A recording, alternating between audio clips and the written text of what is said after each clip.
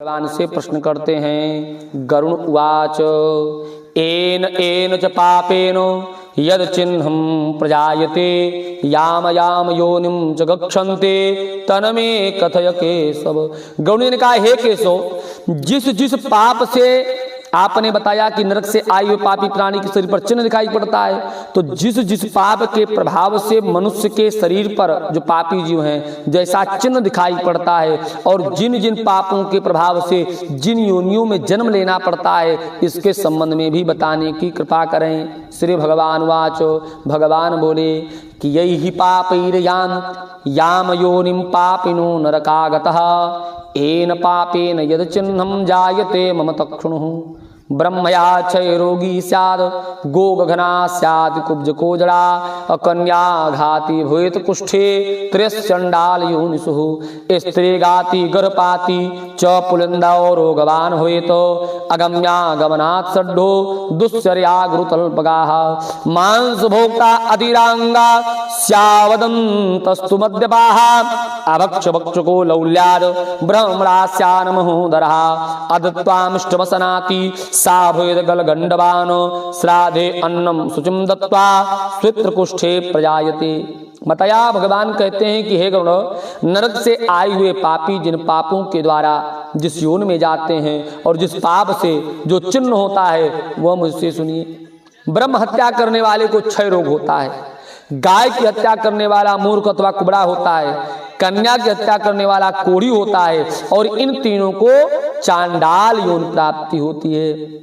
स्त्री की हत्या करने वाले तथा गर्भपात करने वाले पुलिंद यानी भिल्ल होकर के रोगी होते हैं। स्त्री गमन करने वाला नपुंसक होता है, गुरु पत्नी के साथ विचार करने वाला चर्म रोगी होता है, मांस का भोजन करने वाले का अंग अत्यंत लाल होता है, मदिरा पीने वाले के दांत काले होते हैं, लालच बस अभक्ष का भक्षण करने वाले ब्राह्मण को महोदर रोग होता है, जो दो चार पांच 10 व्यक्तियों के मध्य में बैठे हुए हैं औरों को न दे करके अकेले अन्न खाते हैं, उसके गले में गंडमाला रोग होता है, और श्राद्ध में अपवित्र अन्न देने वाले को सफेद कोढ़ होती है, श्वेत कुष्ठ होता है। गुरोर गर्भेण वाम आन अस्मारी भवेन रहा निंद को वेद शास्त्राणाम पान रोगी भवे द्रव कूट साक्षी भवेन मुका काणा स्याति पंक्ति भेद का अनुष्ठा स्याद विवाहग्नो जन्मांधा पुस्तकम हरेत गो ब्राह्मण पाद गंज पंगुश्चो जायते गदगदो अनर्तवादी स्याद श्रोता विद्रोहित। गर्भवश अहंकार बस गुरुदेव भगवान का अपमान करने वाले को मिर्गी रोग होता है। वेद शास्त्र की निंदा करने वाला निश्चित ही पांड रोगी होता है।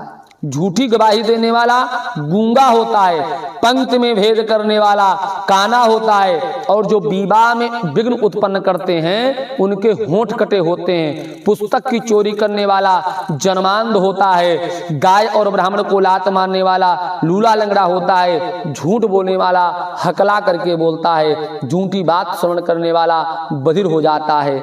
गर्गदा स्यात् जड़ोन्मत्तः खलबाटो अग्निप्रदायकः दुर्भगा फल विक्रेता रोगमान परमांश भुक हीन जातो प्रजायेत रत्नाम आहार का कुनकी स्वर्णहर्ता स्याद धात मात हरोधनः अन्न हर्ता भेद दाखु सलभो धान हारकः जातको जलहर्ता स्याद विषहर्ता च वृश्चिकः साकं पत्रं शिखी हत्वा गंधांश क्षुषुंदरी सुभान मधुदंसापलम गृद्धो लवणम चौपीलिका।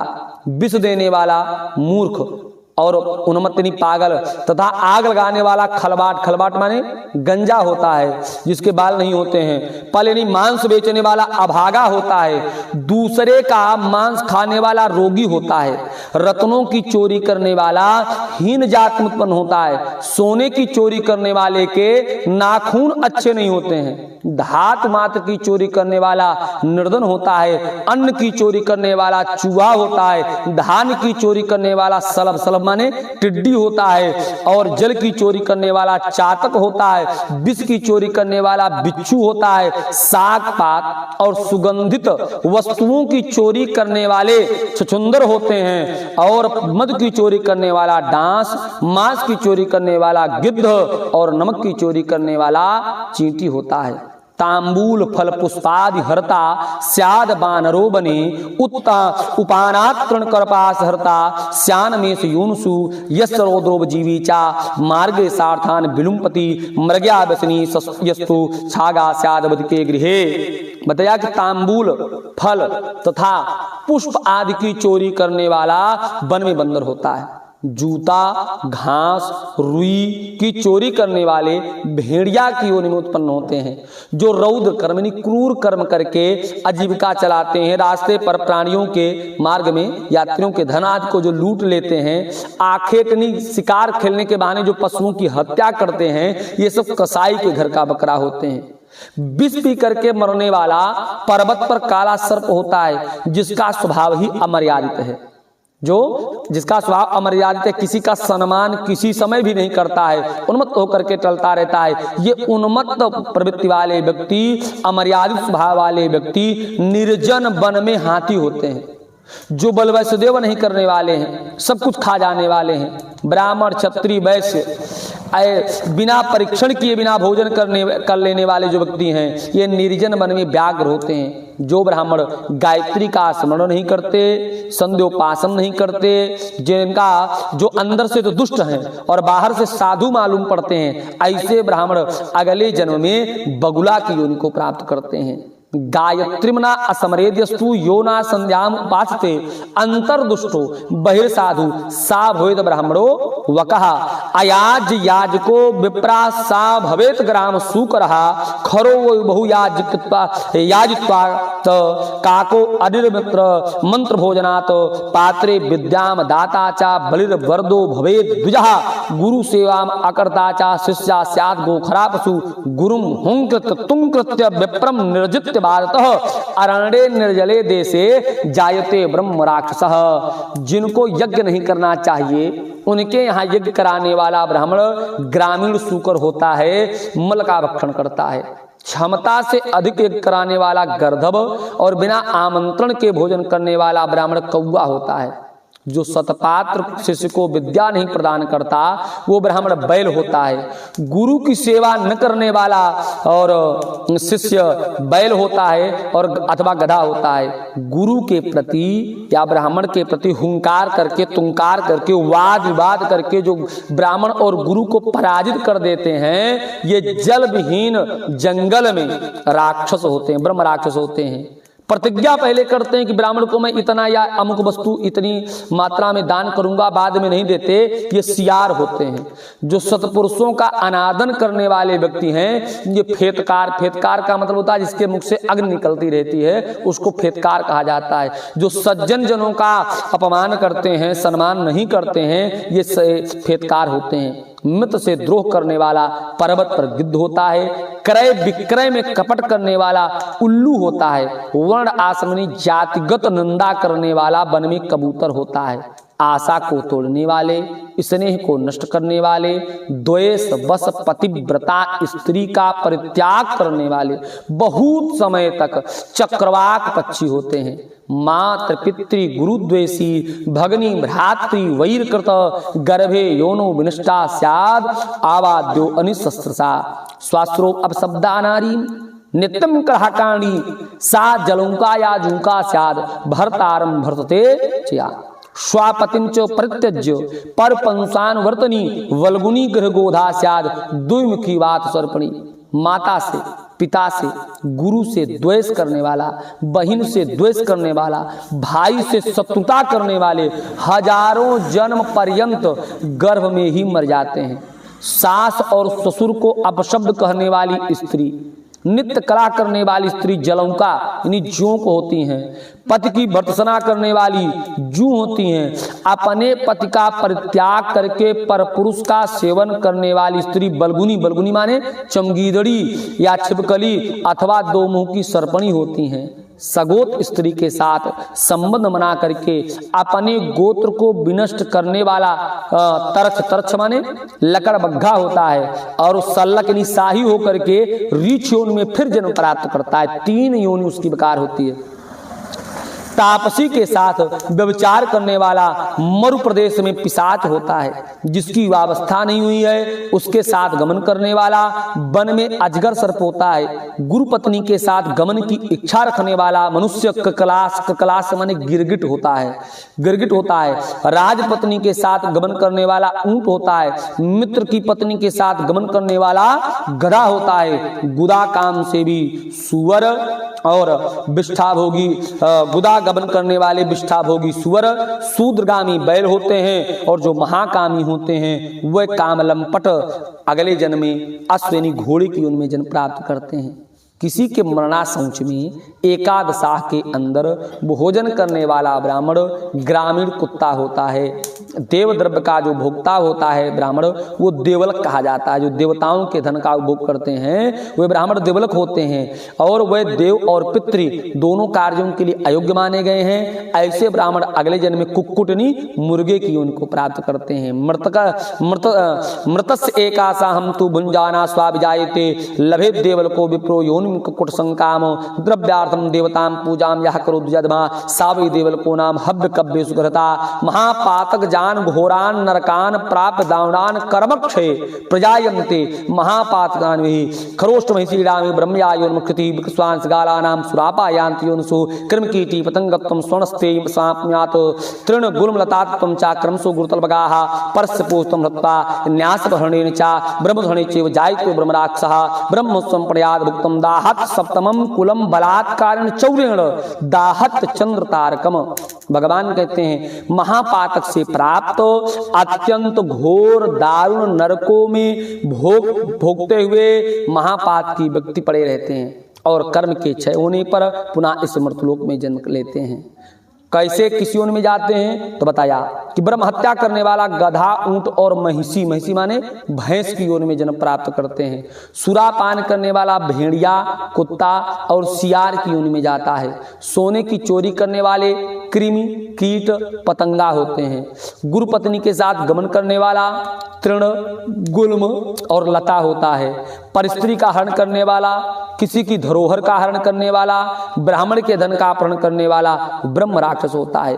ब्राह्मण के धन का चाहे कपट से और चाहे प्रेम से जो उपभोग करते हैं उनकी 7 पीढ़ियों तक के पितरों तक का जो सुंदर गति को प्राप्त हो चुके होते हैं वह भी विनष्ट हो जाते हैं। बलात्कार यानी जबरदस्ती अथवा चोरी के द्वारा ब्राह्मण के धन का जो उपभोग करते हैं, जब तक आकाश में चंद्रमा और तारागण का दर्शन होता है तब तक उनके कुल का निरंतर विनाश होता जाता है। क्योंकि भगवान कहते हैं गरुण जी, लौह चूड़म अमश्चूड़म विषम च जरेन रहा ब्रह्मस्वं त्रिलोकेषु कापुमान जरिष्यति। 3 बात भगवान बोल रहे हैं, तीनों संभव नहीं है, लेकिन भगवान कहते हैं इन तीनों पर विश्वास कर लीजिए। क्या कि लौह चूर्ण, लोहे का चूर्ण, पत्थर का चूर्ण और विष मनुष्य पचा सकता है, लेकिन हे गुण इस त्रिलोकी में कोई ऐसा नहीं है जो ब्राह्मण के धन को पचा सके। ब्रह्मस्त्र पुष्टानि वाहनानि बलानि चा युद्ध काले विशीर्यन्ते सैकतो से तबो यथा। यदि कोई राजा भी ब्राह्मण के धन को हर करके अपने कोष में जमा कर देवे, कोष का धन हाथी घोड़े और सैनिक पर व्यय हो जाए तो उसके हाथी घोड़े और सैनिक युद्ध काल में ठीक वैसे नष्ट हो जाते हैं जैसे बालू का पुल बनाया जाए और वर्षा काल में ढह जाए। ऐसे उस राजा के हाथी घोड़े सैनिक सब नष्ट हो जाते हैं। देवद्रव्य उपभोगेन ब्राह्मस्व हरणेन चा कुलानि अनुकूलताम जानते ब्रह्मणाते क्रमेण च। देवताओं के द्रव्य का उपभोग करने से अथवा ब्रह्मत्व का हरण करने से, ब्राह्मण का अतिक्रमण करने से व्यक्ति का पूरा कुल ही पतित हो जाता है। बताया कि स्वा आश्रितम परित्यज्य वेद शास्त्रोपरायणम अन्येभ्यो दीयते दानम कथ्यते अयमति क्रमः। अपने आश्रित यानी जो अपने पुरोहित जी हैं, वह हमारे पुरोहित यदि वेद शास्त्र के पारायण हैं, ज्ञाता हैं, और उनको छोड़ करके, उनका त्याग करके किसी अन्य व्यक्ति को हमें दान करते हैं तो इसी को कहते हैं ब्राह्मण का अतिक्रमण।